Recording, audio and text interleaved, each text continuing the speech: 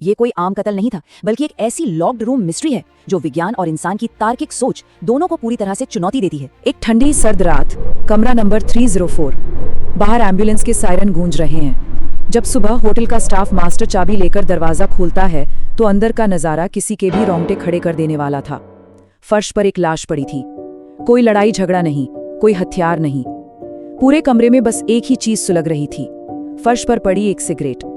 आज के इस विश्लेषण में हम इसी अनसुलझी पहेली, कमरा नंबर 304 और उस आखिरी सिगरेट के रहस्य की गहराइयों में उतरने वाले हैं। अब यहाँ सबसे बड़ा और सबसे हैरान करने वाला सवाल ये उठता है कि आखिर कातिल ठोस दीवारों के आर पार कैसे निकल गया।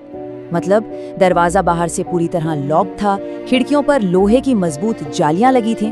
फिर कोई किसी इंसान की जान लेकर ऐसे हवा में गायब कैसे हो सकता है। ये कोई आम कत्ल नहीं था, बल्कि एक ऐसी लॉक्ड रूम मिस्ट्री है जो विज्ञान और इंसान की तार्किक सोच दोनों को पूरी तरह से चुनौती देती है। भाग 1, कमरा नंबर 304 का रहस्य।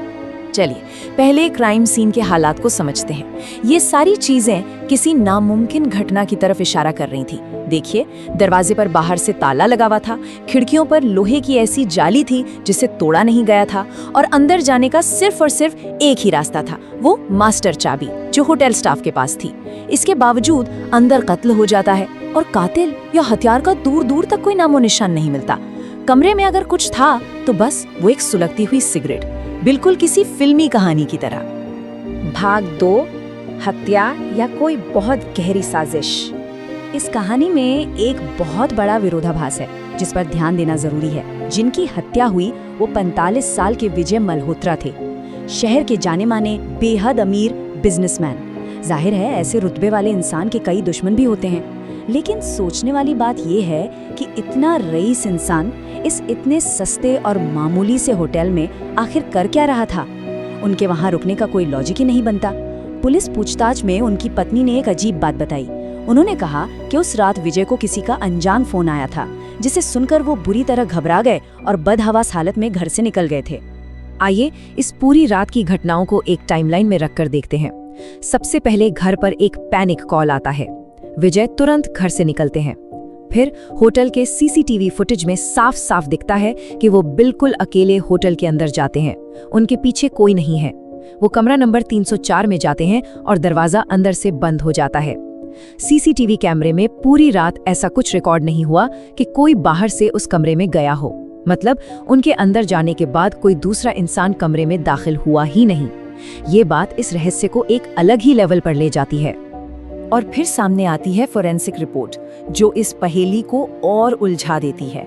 ऑटोप्सी रिपोर्ट में साफ लिखा था कि विजय की मौत दम घुटने से हुई है। उनके गले पर एक बहुत ही बारीक, बहुत ही महीन सा निशान था। ये निशान चीख चीख कर कह रहा था कि किसी बेहद पतले तार से उनका गला घोंटा गया है। लेकिन याद है ना, कमरे में कोई तार तो मिला ही नहीं था। तो अब सवाल ये है कि बिना किसी तार के, या यूं कहें कि बिना किसी हथियार के, गला आखिर कैसे घोंटा जा सकता है। भाग 3, लिक्विड नाइट्रोजन और बर्फ की रस्सी। ठीक इसी पॉइंट पर आकर ये पूरी जांच किसी भूतिया रहस्य से निकलकर सीधे साइंस के दरवाजे पर आकर खड़ी हो जाती है। केस की जांच कर रहे इंस्पेक्टर राजवीर की नजर कुछ ऐसी चीजों पर पड़ी जो बाकियों से छूट गई थी। उन्होंने देखा कि कमरे का एसी सबसे कम तापमान पर सेट था। अब बाहर तो कड़ाके की ठंड पड़ रही थी, फिर एसी को इतना ठंडा क्यों रखा गया था? इसका सिर्फ एक ही मतलब था, कातिल को कमरे में किसी चीज को पिघलने से रोकना था। दूसरी चीज, कमरे के वेंटिलेशन शाफ्ट में छेड़छाड़ हुई थी। बंद दरवाजे को चकमा देने का बस यही एक गुप्त रास्ता था। और सबसे बड़ा सबूत, उसी वेंटिलेशन के पास फर्श पर मिला पिघली हुई बर्फ का एक बहुत ही छोटा सा टुकड़ा। जब इन सारे सुरागों को जोड़ा गया तो हत्यारे का जो तरीका सामने आया वो सच में किसी मास्टरमाइंड का ही काम हो सकता था। उसने लिक्विड नाइट्रोजन का इस्तेमाल करके बर्फ की एक बेहद पतली लेकिन लोहे जैसी मजबूत रस्सी बनाई। फिर उस जमे हुए हथियार को वेंटिलेशन शाफ्ट के जरिए सीधे विजय की गले तक पहुंचाया गया। और फिर हुआ वो असली मैजिक। जैसे ही विजय ने घबराहट में अपनी वो आखिरी सिगरेट जलाई, कमरे का तापमान थोड़ा सा बढ़ा। हथियार ने अपना काम कर दिया था और उसी सिगरेट की गर्मी से वो बर्फ की रस्सी पिघलने लगी। कुछ ही देर में वो पानी बनकर भाप में उड़ गई और अपने पीछे कोई भी सबूत नहीं छोड़ा। बिल्कुल परफेक्ट मर्डर। भाग 4, एक अनसुलझा सवाल। आखिर मास्टरमाइंड कौन है? आखिरकार पुलिस ने हत्यारे को ढूंढ निकाला और उसे गिरफ्तार कर लिया। वो उसी होटल का एक पुराना कर्मचारी निकला जिसका विजय मल्होत्रा के साथ पहले से कोई विवाद चल रहा था। लेकिन कहानी इतनी सीधी नहीं है, यहाँ एक बहुत बड़ा पेंच फंसता है। एक बात बिल्कुल गले नहीं उतरती कि एक मामूली से होटल कर्मचारी के पास इतना गहरा साइंटिफिक नॉलेज कैसे आ गया।